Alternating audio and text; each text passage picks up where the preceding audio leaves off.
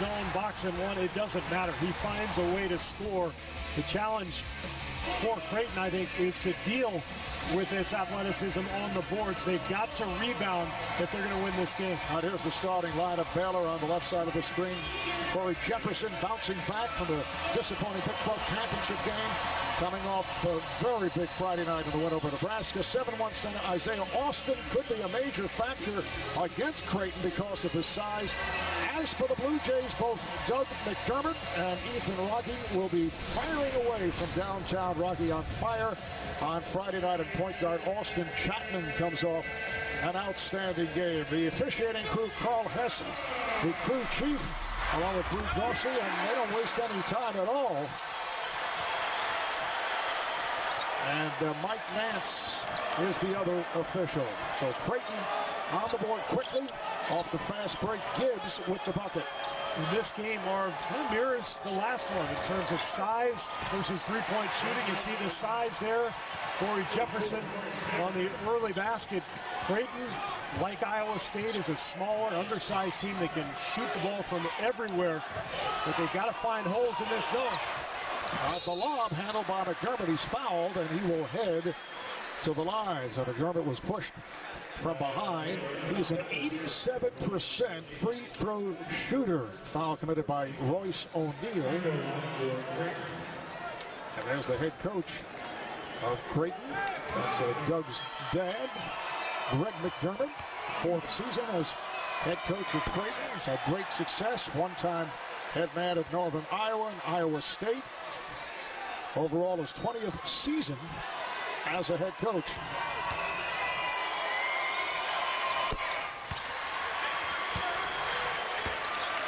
Friday night, second round action. Baylor beat Nebraska 74-60. Nebraska with only 16 points in the first half, shooting 23%. And once again, Baylor's zone did the job. It was not a respected defensive team earlier in the year as Jefferson was able to hit on the spin. But the zone has done well after they took their lumps for a while mid-season. Yeah, the zone's been terrific, and I think we're going to see mostly zone this evening from Baylor. I think the question, Marv, is how is Creighton going to guard Baylor? They're giving up so much size, and already Jefferson with a couple of easy baskets down the block. Chapman off the mark, and that goes out of bounds. Baylor has won 11 of its last 13. They have been on a strong late season run. And you see just the advantage Jefferson has over Rocky. I mean, he rises up. He's 2 feet above Rocky's hand, so that's not going to bother him on the challenge. I think you could see Creighton really mix it up today. They did play a little triangle and 2 earlier this season against Georgetown. We might see some of that.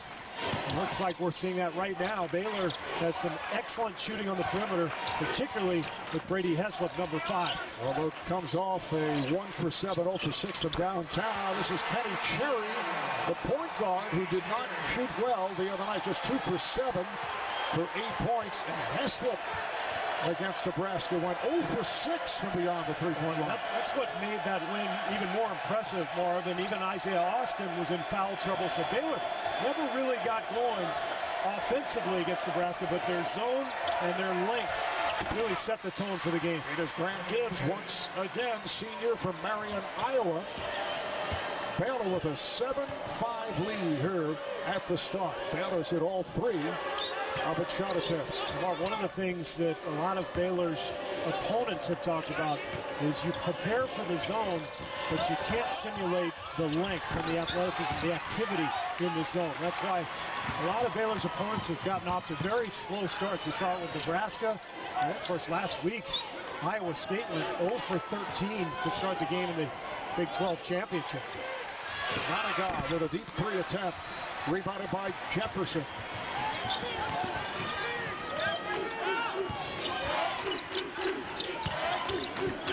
Ball in the hands of Brady Heslop.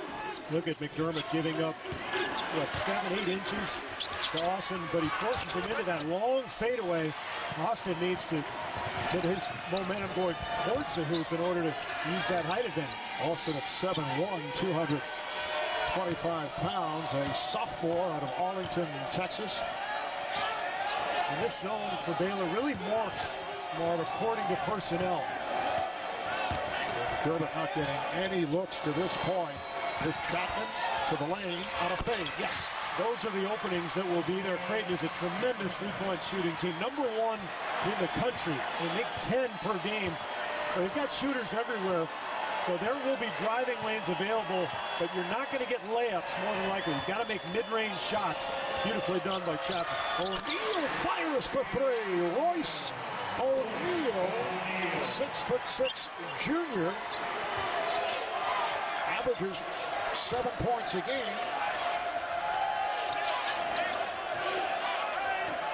And as you can see, McDermott having difficulty getting looks. Now he circles. He went down low, comes back up top. Chapman puts it down low and takes the return. The swing of the ball. This is Rocky off the mark. But really good execution. And ultimately, Creighton is going to have to make, I think, 12 or 13 threes to win this game. There's just not enough size inside or firepower in the paint for Creighton to win without knocking down a ton of threes. Right up in the chest of Hessler. O'Neal. A pass deflected. Play by Gibbs. Although Chapman is the point guard, Gibbs handles quite a bit. McDermott back up top as Gibbs cuts down low. His pass picked off by O'Neal. Cherry pulls it back on Chapman. Looks to reset as he checks with head coach Scott Drew. You see Manigault all over Grady Hessel. They are not going to give him a look if they can help him. Cherry for 3. Kenny Cherry, who shoots just 30% from three-point range, native of Montreal, Quebec. And you can hear the Baylor portion of the crowd, and they're out strong here in San Antonio.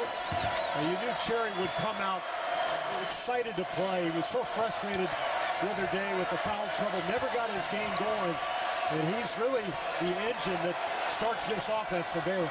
McDermott, he forced it. Got frustrated. He's just not able to see the ball. There's Hessler from straight away. The Bears 4 for 4 from downtown. Now, Mark, this is an excellent three-point shooting team in its own right. We've talked about Creighton. Baylor 39%. Number 1 in the Big 12 in three-point percentage, and they make about 7 per game. They've jumped in front 16-7. Manigault's off. Rebounded by Austin. See the height advantage right there. 9-0 run for Baylor. Austin up top to set the screen.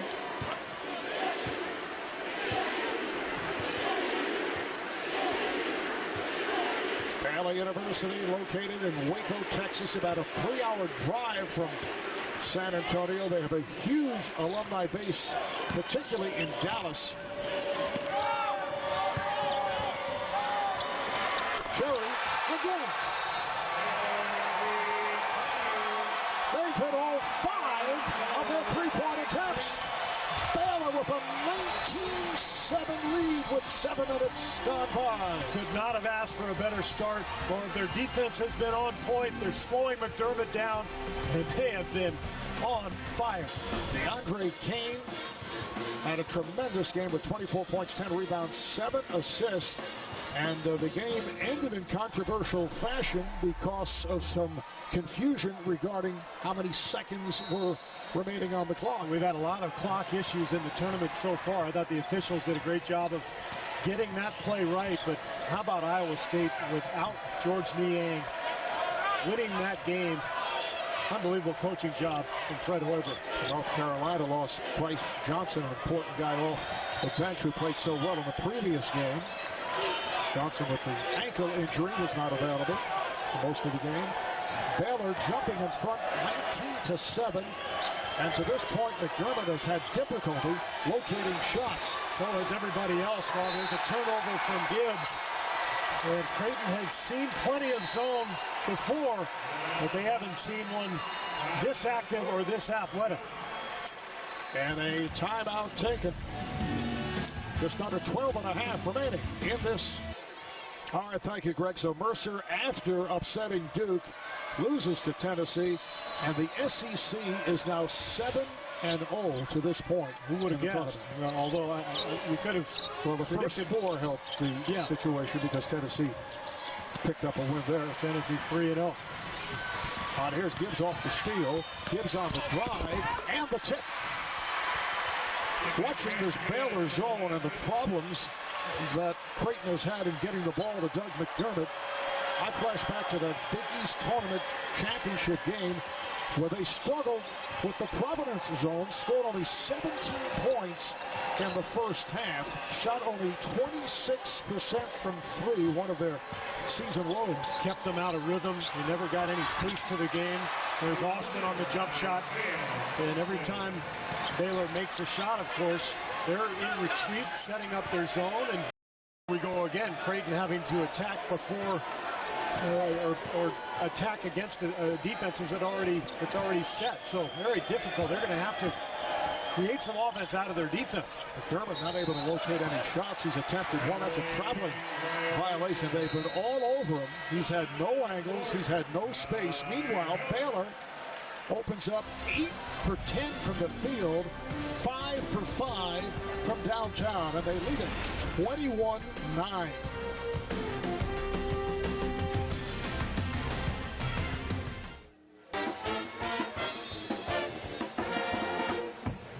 Coke Zero wants to know, are you a real fan? Hashtag prove it. Visit the Coke Zero social arena in March Madness live. Baylor 25-11 coming into tonight, 9-9 in the Big 12. They lost in the conference tournament final to Iowa State, but they've been on a strong late season run. They've won 11 of the last 13. They turned it following a very rough month of January. They lost 5 in a row, although all 5 against ranked opponents. So Baylor in the black uniform in possession. Harry Franklin has come in at the point. We're number 4. Torian Prince has just checked in. This is Prince, and he is hacked. Prince will go to the line, a 70% free throw shooter, sophomore, out of Louisiana. Foul is on Gibbs. Well, you can watch live games on your Amazon Kindle, Android device, iPhone, iPad, or computer with NCAA March Madness Live. Watch now at ncaa.com/March Madness or download the app today. Well, for Creighton, and I'm sure Greg McDermott talked about this during the timeout, we just need to settle in. This is a sort of a blow to the midsection to start this game. And Creighton's a tremendous offensive team. They'll get accustomed to this zone, find some open looks, and if they can knock down a couple threes, get right back in it, but they've got to just relax and get back to their game. Friday night they came out a bit tight against Louisiana Lafayette, and then certainly did settle down. How about the discipline of the Baylor zone, staying at home on shooters on that penetration. Gibbs off the mark. Baylor back in possession. Baylor is going to force Chapman and the Creighton guards to make that little 10-foot mid-range shot. If they penetrate against the zone, Baylor defenders are not going to collapse. They're going to stay with the shooters, and that's going to put the onus on the guards for Creighton to knock down a couple of those mid-range ones just to loosen up the defense. Franklin.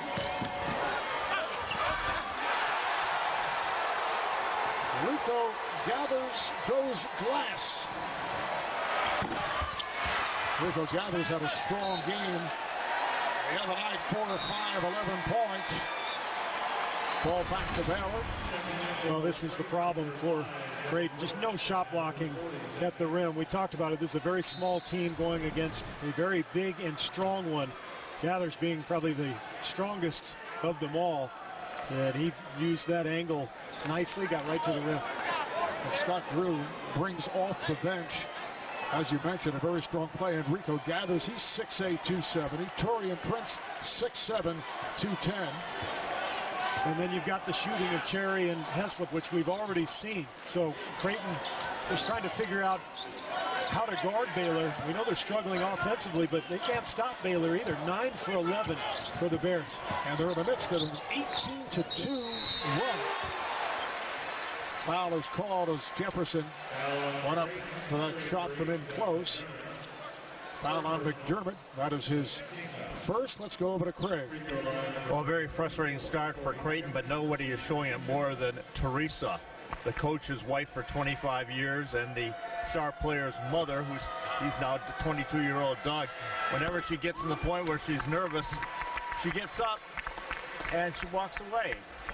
She is the one right behind there with her elbow rubbing her left arm there, and that's also with her daughter. But you'll see very little of her because she says whenever she's nervous, she walks around and does laps. In fact, she was nervous in our previous game. She missed the ending when Iowa State beat North Carolina because she was doing her laps. She was too nervous to watch that game as well. We just saw another reaction right there because Doug McDermott just picked up a second foul.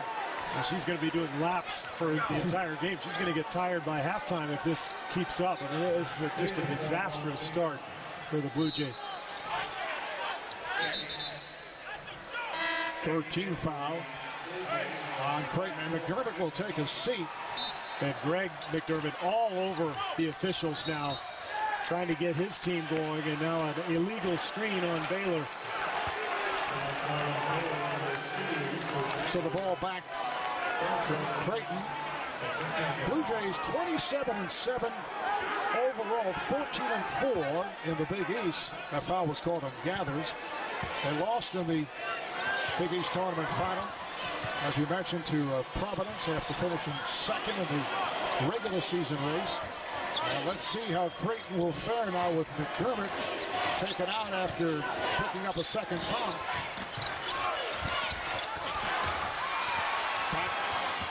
Comes Heslop. Brooks should have shot the little 12-footer. He tried to take the ball inside, and that's not going to work against this front line. They're just too big and athletic. Heslop not given any room at all. Brooks got it down low. Rebounded by Rocky. With Gibbs, Rocky, straightaway three. His specialty is usually the corner. That was a catch and shoot by Rocky. They need Rocky to get hot to get back into it. Well, he's made 108 three-pointers this year and just two two-pointers. So they know where to find him, Baylor does. They'll be all over him as they continue to play this zone. Oh, nice move. Zach Hansen, the 6'9" freshman out of Pierre, South Dakota, with Greg McDermott going deeper into his bench. Hansen plays about 5 minutes a game. And with this huge front line of Baylor, Hansen called upon because of his size. Franklin made his move. He was blocked by Brooks. Just under 8 left, first half. It has been all Baylor.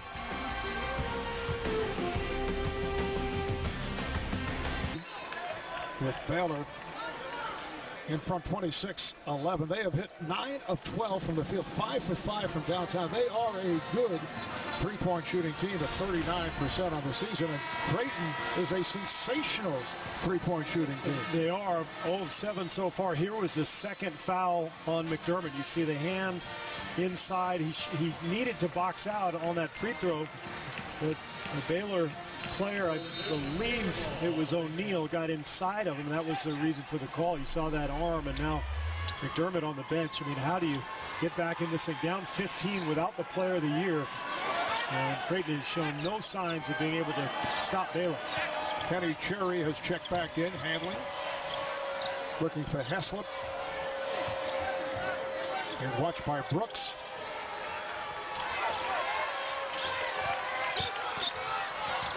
Bad pass. Picked up by Brooks and scores.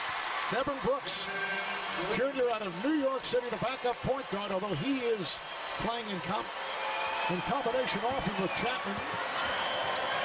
Will Artino has also come on for Creighton, a 6'11", 230-pound junior, so they're trying to get more size in there. And they're mixing up the defense now. We just saw a post-double team, which led to the turnover. Now a 1-3-1, which leads to that, a potential three-point play for Corey Jefferson. Corey Jefferson with a bounce-back game against Nebraska, 16 points, 6 rebounds. The size of Baylor poses so many problems, Marv, at both ends. One of them is if you play a zone, it's easy to throw the ball straight over the top of the smaller Creighton team. And if Baylor continues to move the ball against that zone, eventually they're going to find openings like that one. Foul committed by Ruggie. Doug McDermott is back in. Coming on for Grant Gibbs. Three-point play completed by Jefferson. I was talking a moment ago about the success from downtown for the Baylor Bears. Well, you look back to Friday night against Nebraska, they were just 2 for 13 shooting the three. But you knew they'd bounce back. We talked about their efficiency from beyond the arc. And they were angry after that game the other night. There's the block from Austin. Hansen turned back by Isaiah Austin. And Austin can shoot from outside. Hit one a moment ago. Kermit was handed the ball, had nowhere to go. Brooks. Hit by Cherry. Kermit being chased around. That was very effective. Baylor zone. Brooks pops it out. Here's Chapman for three. Yes! Austin Chapman, who shoots 40% from beyond the three-point line. Finally, their first three, or they're now 1 of 8, but well done against the zone. Attacking off the dribble, but attacking with the purpose to pass. Just under 6 minutes left in the half. Drop step move by Austin. Brooks moves it up. Chapman whips the pass too strong. And Creighton was deflected out. The officials confer, and that will be the call. Creighton maintains possession. Baylor touched it last. Marv, I thought maybe a breakdown of that zone for Scott Drew's team. Finally, that last possession on the draw and kick that led to the three. Remember the first several minutes, anytime there was penetration, all the defenders stayed at home on the perimeter. And I think they've got to get back to that and force these mid-range shots rather than give up open threes. Maligal's back on the floor. Slips a pass down low. Nice pass, but McDermott could not hit. Here's Cherry on the run. Cherry all the way. One count, offensive foul. That's a tough call. Looked to me like the defender just slid right underneath Cherry and was really moving laterally. That's a tough one. This is a better look from here. I think, to me, that's a block.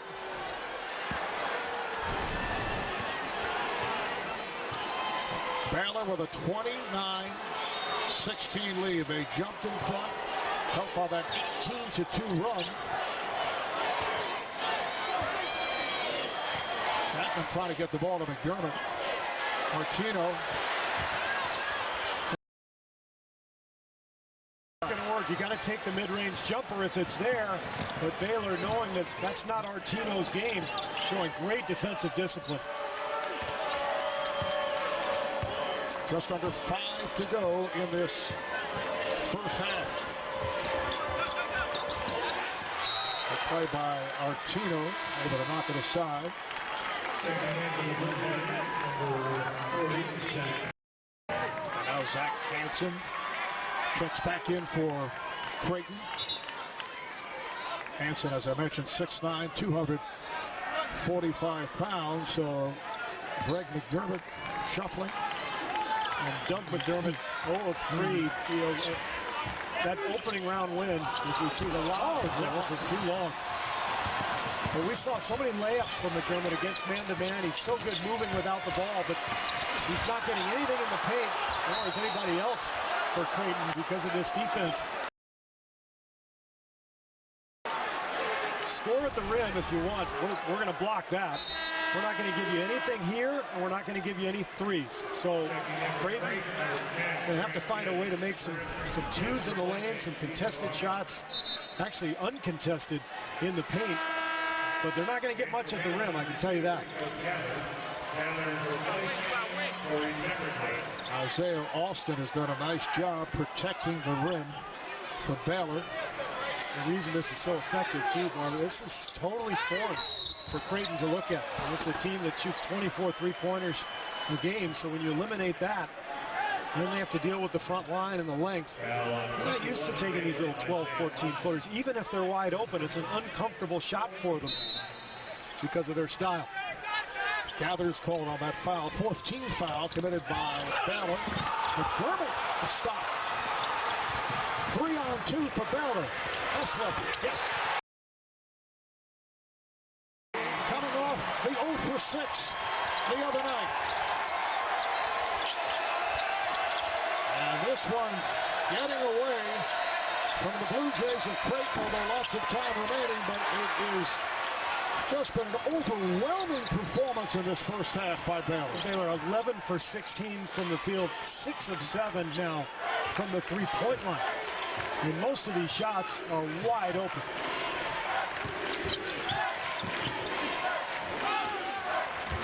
Baylor now 6 of 7 from downtown. They go down low. Austin draws the foul. Oh boy, is that McDermott? Nope, they got Gibbs.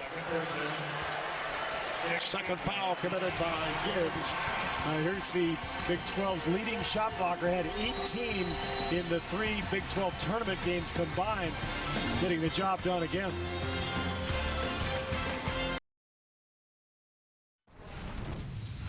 When I'm on the left side of the court, I can't see anything that's to my right, so I like to be on the right side so I can see everything with my left eye. But other than that, I just keep my head on the swivel and I make sure that I can see everything on the court.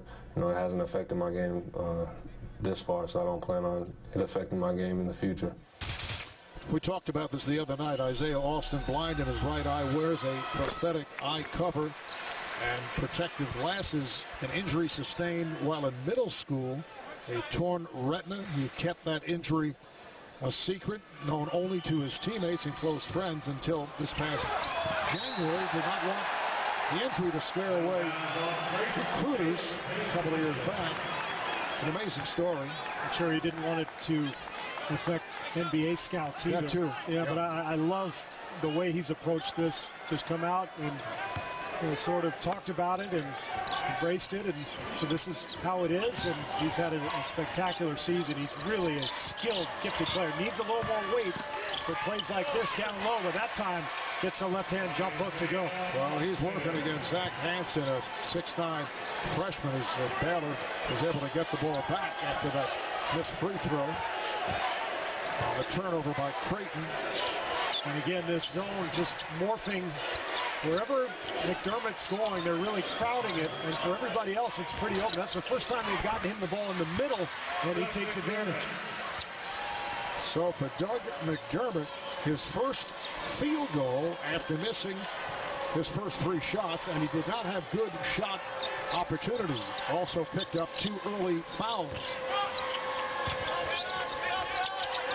Baylor doing against a top 20 team, ranked 16 in the final coaches poll. Right on target again, Royce O'Neal with his second 3. 7 of 8 now from the three-point line for the Bears.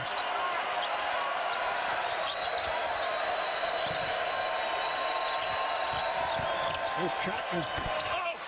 That's been their best opportunity. Gibbs and Chapman have been able to get into the paint and get the shot off. And that's the one he's going to have to make, Manigat as well. And they can make that. They've just got to get comfortable with the game plan that Baylor is employing here. And maybe this is a good sign here. McDermott getting one to go, and now Chapman. And Cherry running one-hander. Rebounded by Hansen. Chapman whips it out. Madigan. Boy, look at that recovery defensively. And the call against Creighton. Looks like they got Zach Hansen. Royce O'Neal drawing the foul. He was blindsided by that pick that was deemed illegal by the official. And here's a look. You just see he was there with his feet, Marv, but he just sort of led with his arms. And I think that was the right call. Hansen and McDermott sitting down. I would think that Greg McDermott does not want to see his son pick up a third foul. He might sit out the rest of the way with just under a minute and a half remaining in this first half. And the foul is called a blocking foul off that turnaround attempt by Jefferson. Foul on Rocky. Coming up on AT&T at the half, scores and highlights, plus the latest NCAA tournament news, all coming up on AT&T at the half. Corey Jefferson, just a 64% free throw shooter, senior out of Killeen, Texas. Well, now here comes Doug McDermott. Well, maybe offense, defense. Obviously, he wants him to be able to be part of the offensive attack, and if there's a dead ball, I would guess he'll bring him out defensively to avoid that foul. Doug McDermott has not had many games or many halves like we have seen here to this point. So once again, Baylor able to keep it alive off a missed free throw. And well, he has seen every defense imaginable, but I don't think he's seen the type of length and athleticism in this defense that he's seeing tonight. And they have that length and athleticism coming off the bench. Jefferson for three. The tip is missed. And that'll be an over-the-back foul on Baylor. Only 14 fouls on Baylor, so no free throws. That's actually the 15th foul now. John Gathers with the ball back to Creighton. Substitution. Will Artino will check back in there. And Isaiah Austin returns for Scott Drew's club for defense. Creighton, third seed in the West behind Arizona and Wisconsin. Creighton's highest seed ever in an NCAA tournament. They're trailing here by 18 points. Final minute, first half. McDermott gives it up again. Chapman, offensive foul on Gibbs. Gibbs of Creighton picks up his third. Got him for an illegal screen. Doug McDermott's got to come out, I would think, because of those two fouls. And once again, the game of offense-defense going on for both clubs. Royce O'Neal enters for Baylor, and Dingman comes in. Avery Dingman, a 6'6" junior, played well the other night in his 14 minutes. Comes on for the first time, and as you mentioned, McDermott will also sit down, replaced by Zach Hansen. Greg McDermott still letting the officials have it. About a 5-second differential between the shot clock and game clock. It's a 38-20 lead for Baylor. How about only 20 points on the board for the Bluejays of Creighton? They average just under 80. And they shoot just under 50. Not the case here tonight. 9 for 24 thus far. Pretty move. But Cherry not able to hit. The rebound put home by Austin. They've doubled up the score again as time runs out in this first half. What a performance by the Baylor Bears. 7 for 9 from downtown. The point guard, Kenny Cherry, has hit 3 threes. Brady Heslip has hit 2. They have contained Doug McDermott. Just 1 for 4. 3 points to McDermott. Let's go to Craig and the coach of the Bears, Scott Drew. Well, Coach, how have you been able to hold the nation's leading scorer, Doug McDermott, to just 1 field goal in that first half? I thought we did a great job communicating, knowing where he was at, trying to limit his shot attempts, and he missed a couple, but we had great Doug awareness. All right, congratulations on a good start. Thank you, Marv. All right, Craig, that's it for this first half. Incredible score. Baylor 40, Creighton 20. We'll send you to AT&T at the half. After these messages, you're watching the NCAA Men's Basketball Championship. Back to San Antonio, Texas. It's an improbable halftime score. Baylor 40, Creighton 20. This equals Creighton's biggest deficit at any time this season. How about Doug McDermott, 3 points, season low for points at halftime? How do you turn this thing around? That's a good question. Is it possible? Well, it is. I mean, Creighton's one of the best three-point shooting teams in the country. The best, actually, but they haven't had any good looks. They've got to find some. Look at McDermott's numbers in the first half, just 3 points, 4 field goal attempts, no rebounds, really not involved because of this incredible Baylor zone. Even when they get the ball to the middle, they've got that athletic, long front line to deal with, and then they're all over him when he's on the wings. You see the Baylor defense challenging him on that long three. The guards everywhere, help coming, forcing passes, and you can see he's starting to get frustrated as this game heads to the second half. Now let's take a look at our Buffalo Wild Wings first half stats. Terrific shooting by Baylor. Not the case for Creighton. Baylor 7 of 9 from downtown. Creighton just 1 of 9. Let's go over to Craig Sager. Craig. Well, Coach, what do you have to do to get back into this game? Well, we're going to have to defend and rebound to start. They've done a good job of tagging Ethan, Rogge, and Doug on the perimeter and making it tough for them to get any looks. So we just need a little bit more movement, maybe get it into the middle of that zone and see if we can't make something happen that way. All right, thanks a lot. Back to you, Mark. All right, Craig, but how do you do it against a bigger, more physical team, a team that does not allow Doug McDermott to see the basketball? Well, that's why he mentioned rebounding and defense. If you can get a stop, you can attack before the defense gets set up. Gibbs thought he had the steal, but not able to hang on, so Baylor maintains possession. Yeah, I mean, the big problem is, obviously, the shooting is a problem for McDermott and his team, but 14 for 22 for Baylor, 7 for 9 from 3. If you don't make stops, you're taking the ball out of the net the entire game. You have no chance. Well, there's Jefferson again. Straightaway pop. This game was tied at 7 early on, then over an 8-minute stretch, Baylor started nailing those three-pointers and went on a 19-2 run to build a 17-point lead. And Baylor has been terrific with its execution, its discipline. I mean, they're not allowing Creighton any breathing room. They're not making the mistakes that would lead to a Creighton run out and a transition three that might bring them back into the game emotionally. And they have been playing with great poise. Certainly it helps when you're hitting your shots, particularly from three-point range. O'Neal, he's been hitting. Not that time. Rebounded by McDermott. Now watch McDermott on the trail. They go down low. This is Rogge, and that is what they're looking for. That's his first three. Ethan Rogge shoots 47% from 3.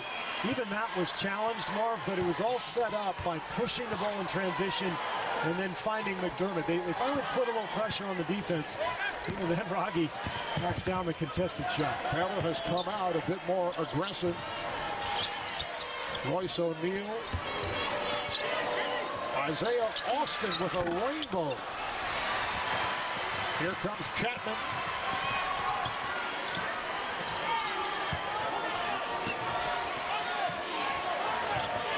Dermott running the baseline. Gibbs for 3. But I like the shot. Gibbs has to be aggressive. He's the one that Baylor is sort of leaving to cover everything else. So Gibbs has to take the shot. If he can make a couple of them, get his team going. But the main thing for Creighton, they've got to make Baylor feel uncomfortable somehow. Just get this lead down to 12 or 14. Let their portion of the crowd help them out. Nice head fake by Heslop. And hits. Heslop, who could not find the range from downtown Friday night against Nebraska. 0 for 6 from three-point land. 3 for 3 this evening with the three-point shot. Dermott in the lane, then cuts back outside to the wing. Chapman 3 minutes gone by, second half. Rocky open again from the corner. That's his spot. And they've found him a couple of times with that movement that Greg McDermott talked about. Just getting the ball flying around the perimeter is giving Rocky just enough space to get those shots up. We're seeing light pressure now in the backcourt from Creighton, as Isaiah Austin effectively uses glass. I mean, that's 7 feet against 6'4". Well, that was the easiest shot Austin will have all night. I mean, just shooting right over the top of the smaller player. Chapman, pass deflected, and then McDermott is blocked. Will it count? Yes. Yes. Goaltend. Great feed from Gibbs, and that's the ball movement that McDermott's looking for. That was kind of a synchronized goaltending call by us. Yeah, it was. Look at this here. Puts it on the board. Good call. And can you make a stop? That's the key here. Get some defensive stops and continue with this aggressive attack offensively. Only with possibly some transition threes. That's going to be the key. A little different style from what we saw in the opener of this doubleheader. A thriller as Iowa State defeated North Carolina 85-83. Royce O'Neal able to get inside. He's played well. Junior out of Killeen, Texas, now has 8 points. Baylor just has an enormous edge physically at all 3 front court positions. And now there's a stoppage in play. Gibbs has taken a seat. He hadn't left the floor yet on the substitution with Avery Dingman coming in, but they're that much bigger and bouncier on the front line at all 3 positions. Boy, that's a lot of holes to fill. Well, we're looking at 6'9", 6'6", 7'1". And then 2 other guys come in, who are in that range. McDermott on a scoop, going right at Jefferson. They found him now in the middle. You see his mom getting her hopes up a little bit, but when they found him in the middle, they've had some success. 19-point lead for Baylor.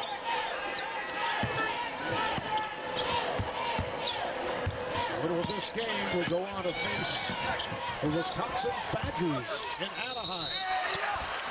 And a foul on Creighton. It's going to be 3 on Rocky. And here's the adjustment for Creighton, doing a better job finding McDermott in the middle, and he's able to quickly get that shot off the glass. Craig Sager, Baylor with a 49-30 lead on the number 3 seed in the West. The Bluejays of Creighton, a top 20 team, ranked number 16 on the coaches poll. Excellent balance by Baylor. Earlier in the season, it was thought by many that Baylor's defense was on the soft side, but their defensive play has come on as the season progressed, and they are tough. They really are in this zone. They've gotten so comfortable with it. Early in the season, Scott Drew's club played kind of 50-50. They played man-to-man half the time. Their man-to-man was not effective, and Drew has basically gone exclusively zone here the last few weeks. And you can see just how comfortable the team is. They understand the concepts, and again, the athleticism, the length, the range has allowed them to cover so many areas, and against this Creighton team in particular, cover up the 3-point line. Scott Drew in his 11th season as head coach at Baylor. McDermott, strong move, but couldn't connect. Another opportunity. It's kept alive. Brooks is blocked. Austin just causing havoc in the paint.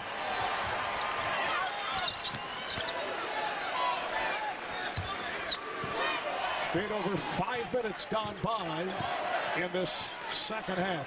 3 blocked shots for Baylor, and they've altered several others. O'Neal collapsed down low on Jefferson.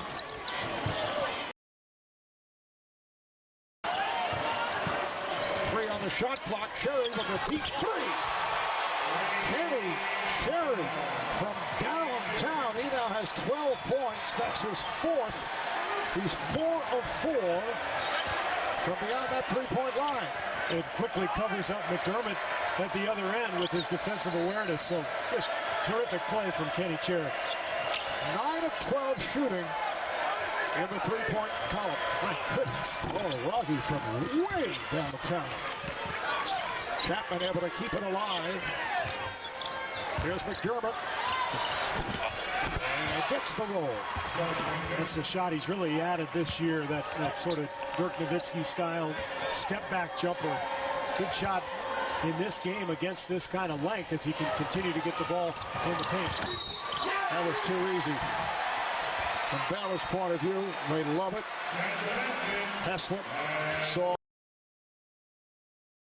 advantage. It counts on the foul. There's just nothing that Greg McDermott can come up with. He's trying to change up his defenses here. Here's Austin again on the block shot. So, you know, trying to get the pace going because of this tremendous size advantage. Creighton wants to run as soon as they extend their defense and try to pressure. Baylor, no problem attacking, and they get it right to Austin at the front of the rim. 13 points for Isaiah Austin, so he is above his average. Comes in 11 points, 5 rebounds. And as we talked about earlier, good perimeter shooter. Aside from the fact he's able to use the height advantage. Chapman with the runner. He's been successful with that shot. Yes, but Baylor's perfectly willing to give him that shot as opposed to a wide open three for someone else.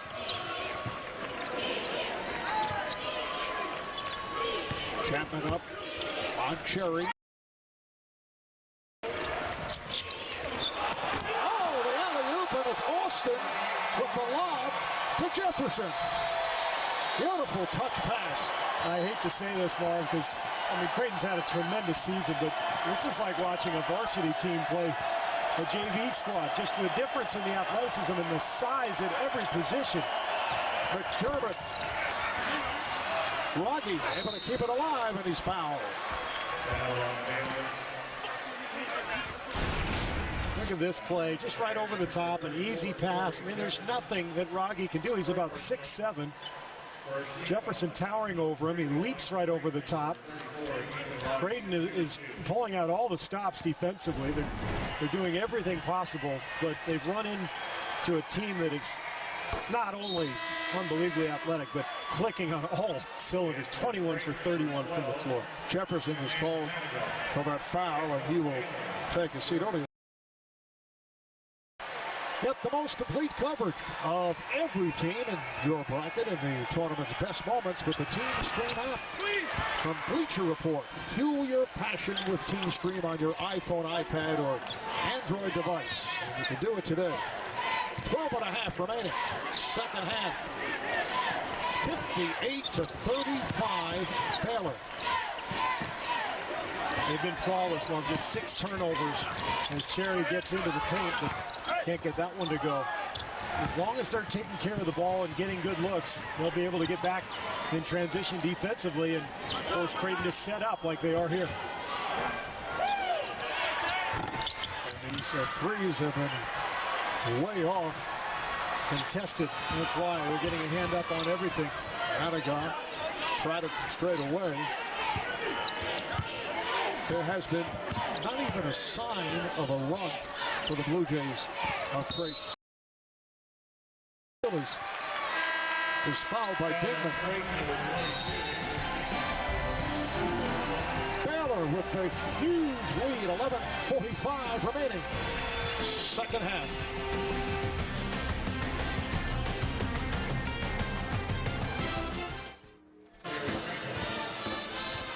All right, Greg, nothing nip and tuck here thus far. You see the game summary. Baylor shooting 66%, 21 of 32 from the field, 9 for 12 from three-point range. It is a 58-35 lead for the Bears of Baylor over Creighton. Creighton tried to double up. Gathers. Went straight down the lane. Just explosive and powerful, and again finding the gap like he did in the first half. Here's how it's gone for Creighton. Only twice all night has Creighton scored 4 straight points, both times in the first half. They have not been able to put anything together. Gibbs with a long three-pointer pass. Gathers with the rebound. Franklin, who just checked in, took a little pop from Chapman.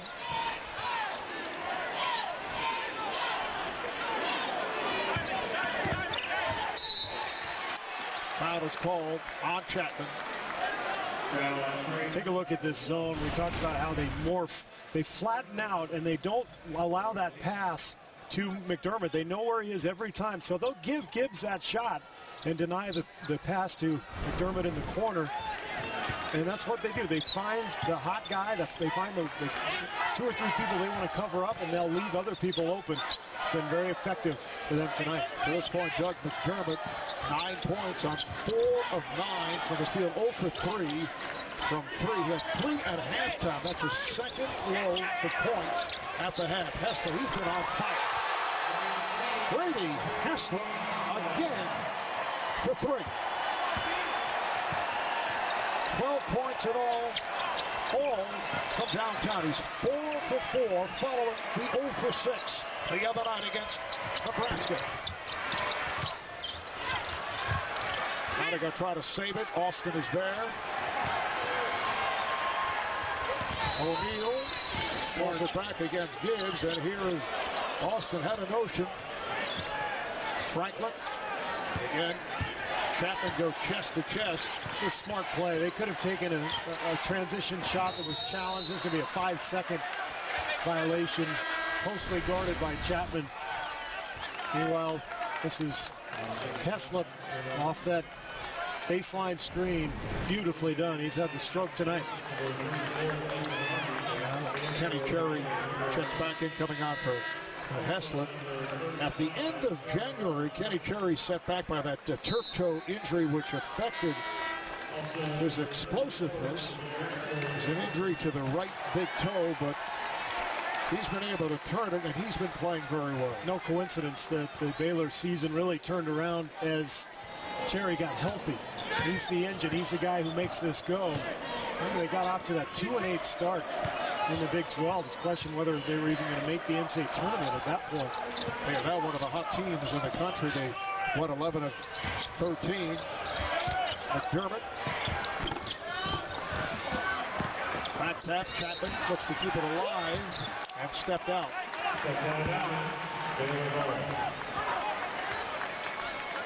So the ball back to Baylor. A lot of support on the crowd here for Baylor out of Waco, Texas.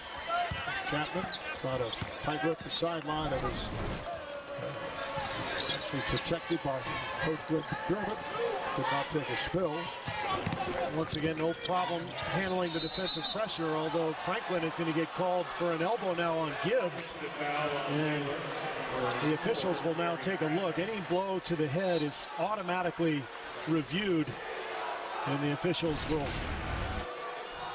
get a chance to determine what the violation will be. I would think it's an inadvertent elbow and just a personal foul, but they can call a flagrant 1 or flagrant 2, depending on the severity and the intent.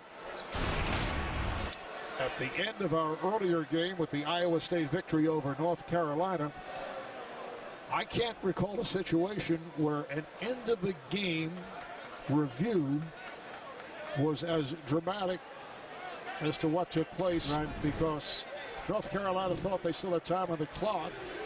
The timeout had not been called.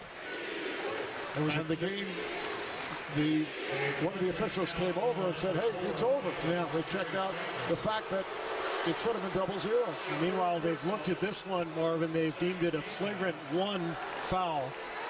Flagrant foul, 10. Grant Gibbs to the free throw line. It's on Franklin. McDermott says you're fine. So Gibbs will shoot the 2.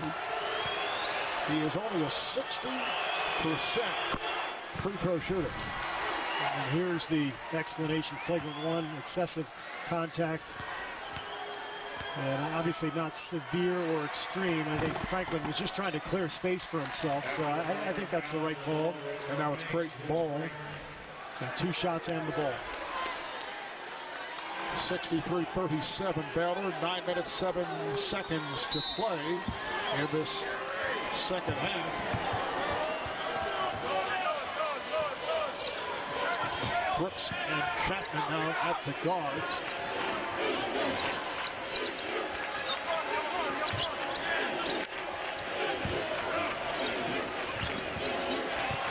With Gibbs, and now he's hit on a reach-in. Gibbs has taken some blows tonight. He took another shot, Yeah, then he took another shot there, but that's kind of his game. He's always right in the middle of the action. Really good defender, got good toughness, hits loose balls, long rebounds, but as a result, he frequently gets knocked around. Only the 13th foul committed by Baylor. Creighton has 4. Here's Chapman to the reverse. Spectacular. Even that shot was just almost impossible. He just had to use English to get it to go. Creighton, with their best run of the game, they've actually scored 5 consecutive points thanks to that frequent foul. Look at this. I mean, just gets it over the arm of Gathers. Has to put the spin on it. Beautifully done. Here's Dingman back for Gibbs. Foul on Gibbs, number 4.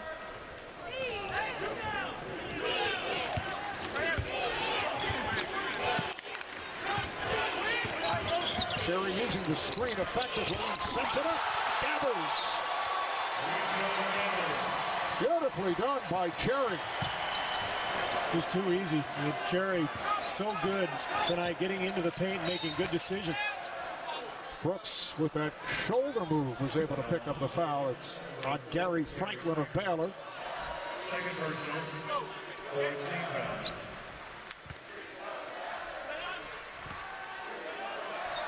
Franklin is the second. It's a non-shooting foul. Digman throws in. This is Devin Brooks. Whip pass, but Digman could not finish. Even without Austin on the floor, Baylor has the front line length and athleticism to challenge those shots and just force the attempt to be hurried.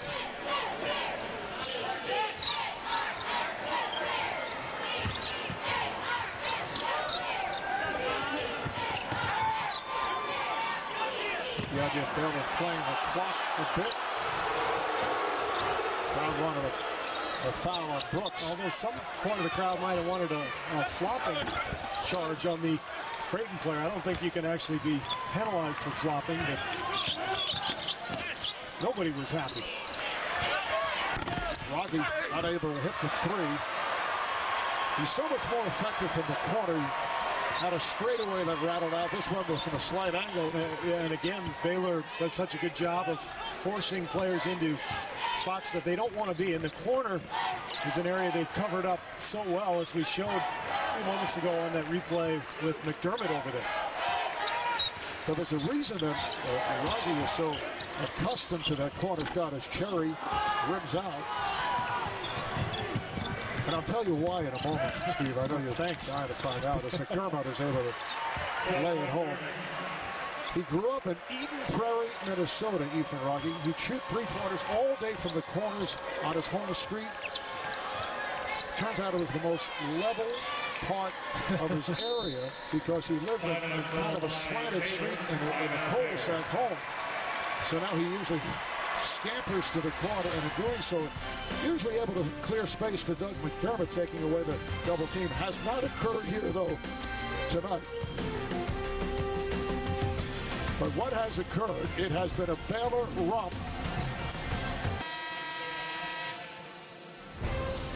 Well, the Sweet 16 begins Thursday with the Infinity NCAA tip-off on TBS at 6 p.m., followed by doubleheaders on CBS and TBS. Steve, you and I will be, along with Craig, in Anaheim, California, and Wisconsin, coming off the win over Oregon, waiting for the winner here between Creighton and Baylor. And Baylor with a 65-41 advantage. 6:20 to go, second half. That will count on the foul again. Isaiah Austin doing whatever he wants. Just go ahead and say it, or Wisconsin waiting for Baylor. Because this one has been decided. Total dominance by the Bears. Look at the size disparity here. Austin going right over the top of McDermott with an easy 2 and a free throw coming.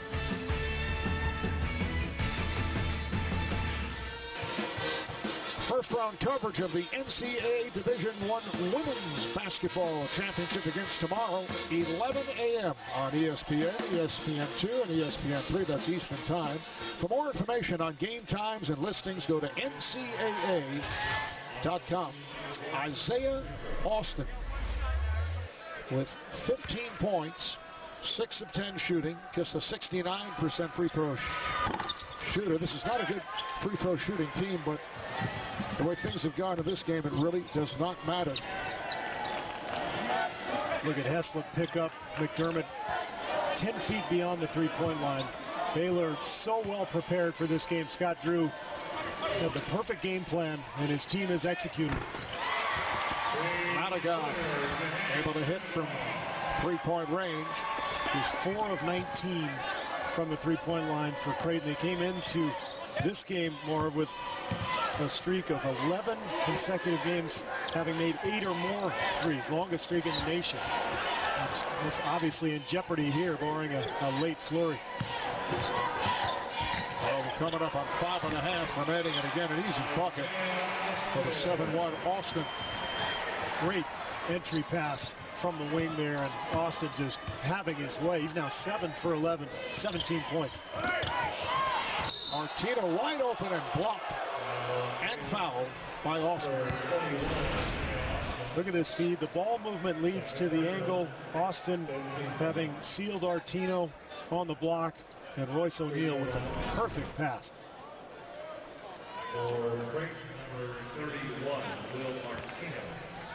Will Artino has checked back in. The head coach, Scott Drew, son of a coach, Homer Drew, had a successful 9-year run at Valparaiso.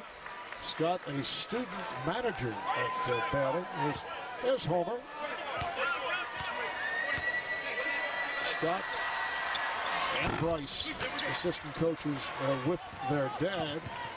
And Brother Bryce is now head coach at Valparaiso. And that's got to be a great moment for the Pops, sitting in the stands, enjoying this eventual trip to the Sweet 16. Heslop, his first miss from 3, but Austin able to keep it alive. Of course, Baylor, no stranger to deep tournament runs of late. They've been to the Elite 8 both in 2010 and 2012, losing to Duke first and then Kentucky.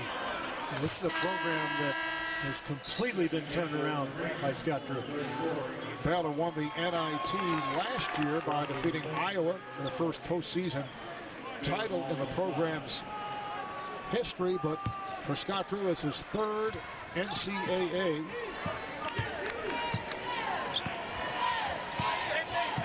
And for Creighton, disappointment.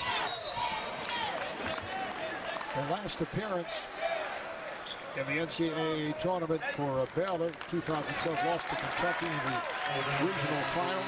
An interesting season. You see the start 12-1, and then that horrid stretch 2-8 as Gibbs takes a seat. His final game as a Blue Jay gets a nice ovation from the crowd behind him. And Baylor was able to pick it up again. The play of Cherry, once he got healthy, really sort of solidified this team, and then the zone, Cherry just throws it up with the shot clock expiring. But turning to the zone exclusively, it just seemed to fit this team's personnel better, and you can see why. Tonight's just been a clinic. And for Creighton, a 19th appearance in the tournament last season, lost in the round of 32 to Duke. Come off a win over Louisiana Lafayette on Friday night to get to this stage. Dermott is upset with himself as he picks up his 4th foul. That's a shot he can hit in his sleep at the other end, but just never able to find the rhythm after the 2 early fouls. He's made some hoops here in the second half, but just 5 for 12 overall, 11 points. This is moving in the direction of the worst loss of the season for Creighton. They had dropped one by 13, 81-68 to Providence. Well, Coke Zero wants to know, are you a real fan? Hashtag prove it. Visit the Coke Zero social arena in March.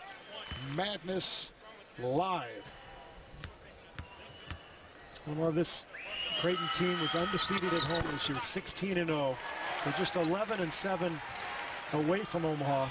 They thrived on three-point shooting and emotion and pace. Those are all things that are easier to get going at home.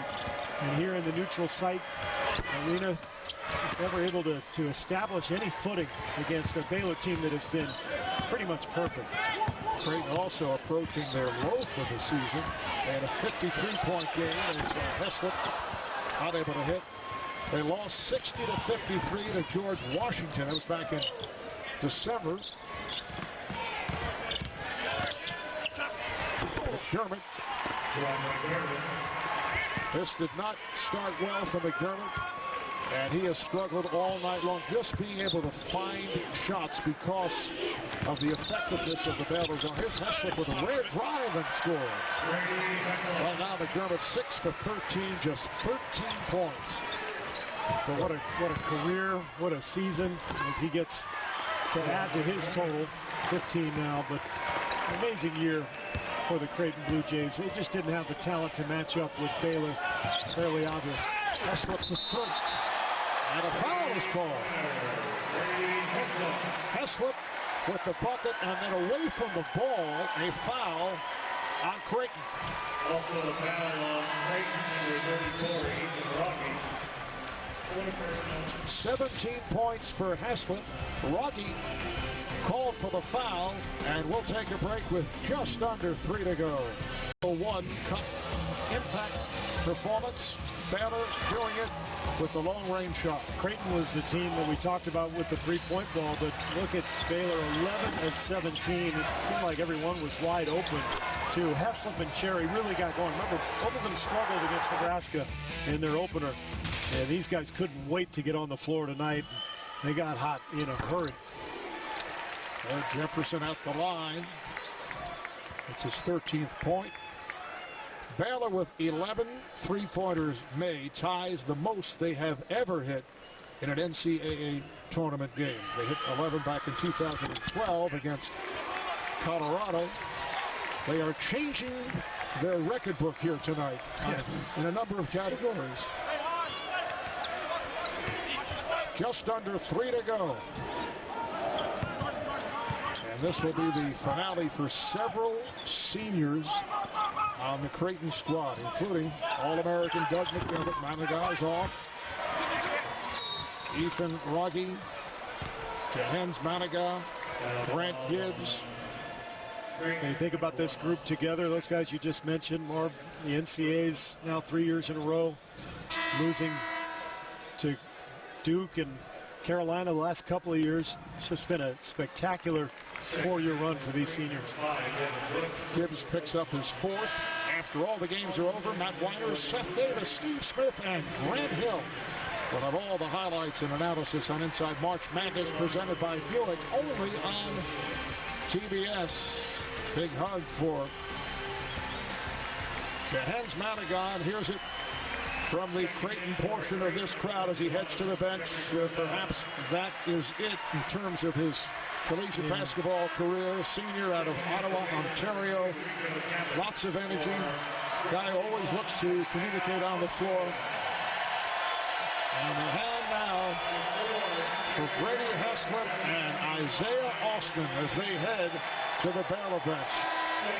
Superb performances by both. Heslop got it going with his three-point shooting. Bouncing back from the 0 for 6, goes 5 for 7. Grant Gibbs greeted by Greg McDermott. And out goes Doug McDermott. His final collegiate game. He'll be in the NBA as a very high draft pick next season. What a career for McDermott. He finishes as the 5th all-time scorer in NCAA history. Pistol Pete, number 1. McDermott passing several players during the course of the year. And he's a rarity. A 4-year All-American. Actually 3 All-American, but a 4-year star. Spectacular career, and what a scene the last minute. Greg McDermott hugging all of his players. I thought that was great. He smiled. He tried to sort of lighten the load to get his guys to remember what a great run it's been, even though this painful ending has come. Emotional moments, but many wonderful moments for Doug McDermott. And now the hand for Corey Jefferson, the Baylor senior, who will have another game to play, and that'll be against Wisconsin in Anaheim. And that's going to be an interesting battle. Wisconsin playing so well. They've got multiple three-point shooters. They're a man-to-man team, so they're going to play a tough, in-your-face style defense. And they do have a big and Frank Kaminsky who can go. I mean, he's a big-time player, but he's going to go against an enormous, athletic front line. Fascinating matchup. Torian Prince for three, gathers with the rebound.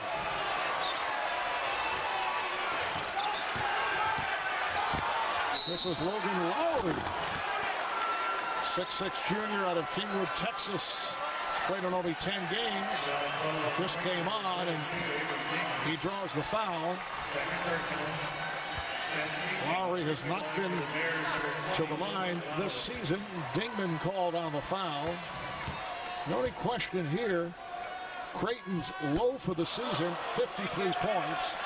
Right now they have 49 with a minute and 50 remaining. But the Baylor Bears continue the turnaround. They will make it 12 of the last 14. The Baylor crowd goes wild as Logan Lowry hits the second free throw.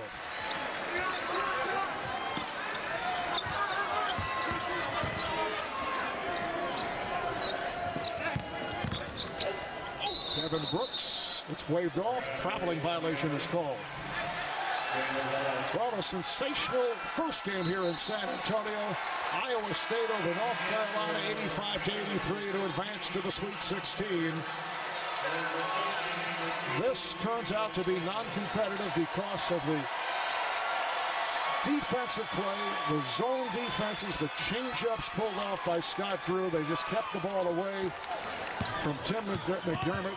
Just didn't see any space at all. Could not get the jumper off. And equally as impressive with the defense was the offensive discipline.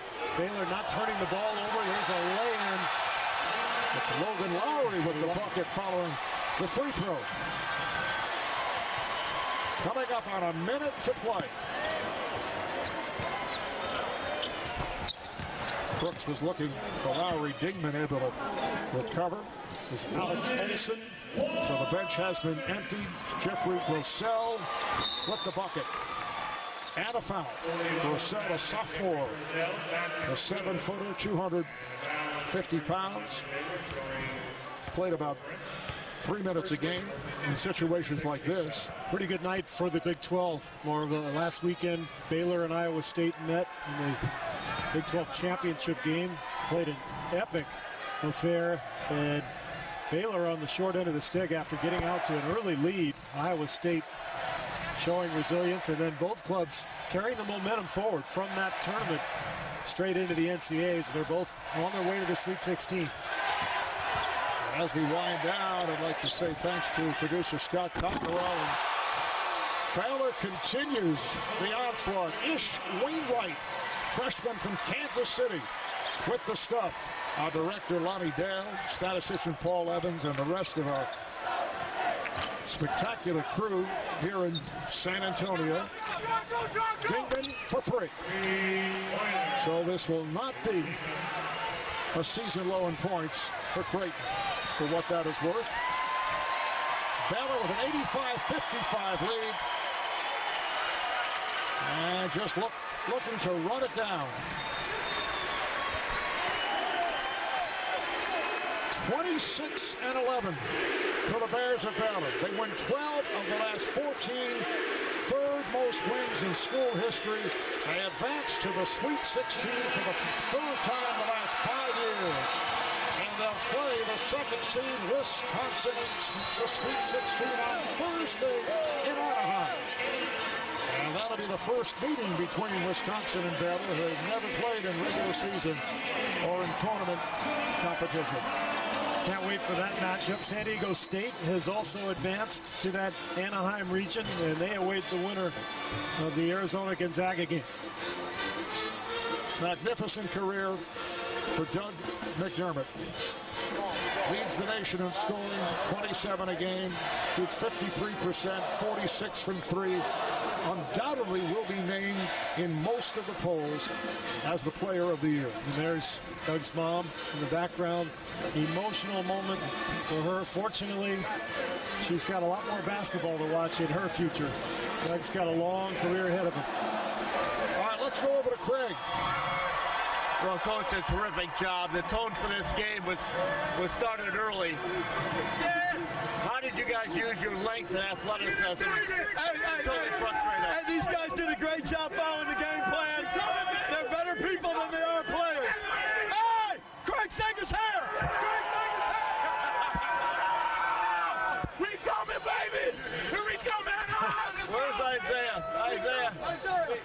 Come on over here. All eyes were on Doug McDermott. They have been all season long. You guys were able to do something that nobody else really has done effectively this year.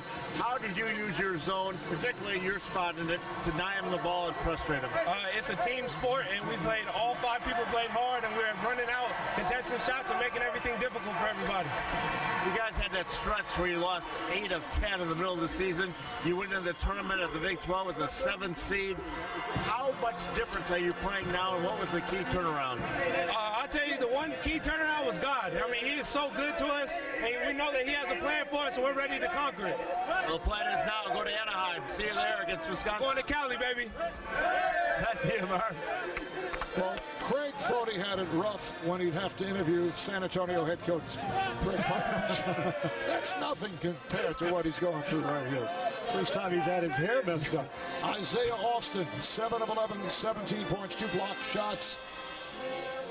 Brady Heslip hitting the 3, 5 for 7 from downtown. He had 17. Corey Jefferson with 14.